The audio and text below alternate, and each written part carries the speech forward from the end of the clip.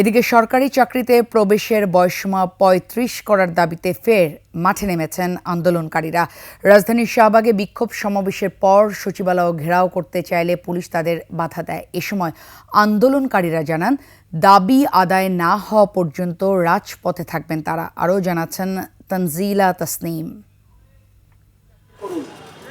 সরকারি চাকরিতে প্রবেশের বয়সসীমা ৩৫-এর দাবিতে দীর্ঘদিন ধরেই চলছে আন্দোলন। অন্তর্বর্তী সরকার দায়িত্ব নেয়ার পর ৩৫ প্রত্যাশীরা আশায় বুক বাঁধলেও শেষমেশ ৩২ বছর নির্ধারণ করেই প্রজ্ঞাপন জারি করা হয়। সরকারের সিদ্ধান্তটা মেনে নিতে পারেননি চাকরি প্রত্যাশী আন্দোলনকারীরা। চাপা ক্ষোভ নিয়ে তাই ফের রাজপথে নেমেছেন তারা। ৩৫-৩৭-এর সুপারিশ করার পর কেন প্রজ্ঞাপন হলো না? আমরা ৪৭তম বিসিএসের আগে এটার প্রজ্ঞাপন চাই। চাকরিতে আবেদনের বয়সসীমা ৩৫ এবং ৩৭ বাস্তবায়ন করে একটা প্রজ্ঞাপন দেওয়ার জন্য। যে কমিটি মানবেন না সেই কমিটি কেন গঠন করলেন? আমরা এই কমিটির বাস্তবায়ন চাই। শাহবাগে জাতীয় জাদুঘরের সামনে সমাবেশ থেকে শিক্ষার্থীরা বলেন, করোনার কারণে শিক্ষার্থীরা ২.৫ বছর হারিয়েছে, সঙ্গে রয়েছে সেশন জট। ৩৫ তাই যৌক্তিক দাবি। এই দাবি বাস্তবায়ন না হওয়া পর্যন্ত এই আন্দোলন চলমান থাকবে। বৈষম্য বিরোধী আন্দোলনের যারা উপদেষ্টা আছে তারা অবশ্যই এই ৩৫ দাবি মেনে নিয়ে আমাদের যে আন্দোলন এই আন্দোলনকে শেষ করবে। ওয়ালটন এসিতে ইনস্টলেশন একদম ফ্রি। আবারও বাংলাদেশের অন্তর্বর্তী সরকারকে সমর্থনের কথা জানিয়েছে যুক্তরাষ্ট্র।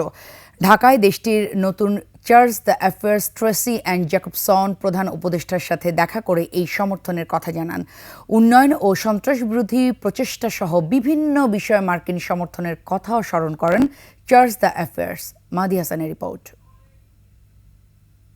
দায়িত্ব পাওয়ার পর সোমবার প্রধান উপদেষ্টার সাথে দেখা করতে আসেন মার্কিন charge d'affaires Tracey Ann Jacobson. তিনি বলেন, যুক্তরাষ্ট্র অন্তর্বর্তী সরকারকে বিভিন্ন বিষয়ে সমর্থন দিতে প্রস্তুত। প্রায় ঘণ্টাব্যাপী বৈঠকে প্রধান উপদেষ্টা বাংলাদেশের চলমান সংস্কার উদ্যোগ, জুলাই ঘোষণার উপর রাজনৈতিক ঐকমত্য প্রতিষ্ঠার প্রচেষ্টা এবং পরবর্তী সাধারণ নির্বাচন নিয়ে আলোচনা করেন। জুলাই ঘোষণার বিষয়ে তিনি বলেন, ফেব্রুয়ারিতে রাজনৈতিক দলগুলোর মধ্যে ঐকমত্য আশা করছেন। রাজনৈতিক দলগুলো সংস্কার প্রস্তাবে সম্মত হলে সেটি জুলাই চার্টার হিসেবে পরিচিত হবে। মার্কিন চার্জ দ্য অ্যাফেয়ার্স সাংবাদিকদের গ্রেফতার এবং ধর্মীয় সংখ্যালঘুদের বিরুদ্ধে সহিংসতার কয়েকটি রিপোর্ট নিয়ে উদ্বেগ প্রকাশ করেন। জবাবে প্রধান উপদেষ্টা বলেন, তার সরকার দেশের সব নাগরিকের জন্য ন্যায় বিচার নিশ্চিত করতে প্রতিশ্রুতিবদ্ধ। বৈঠকে প্রতিবেশী দেশগুলোর সাথে বাংলাদেশের সম্পর্ক, রোহিঙ্গা সংকট সমাধানে অগ্রগতি এবং মিয়ানমারের নিরাপত্তা পরিস্থিতি নিয়েও আলোচনা হয়। মেহেদী হাসান, ২১ টেলিভিশন, ঢাকা।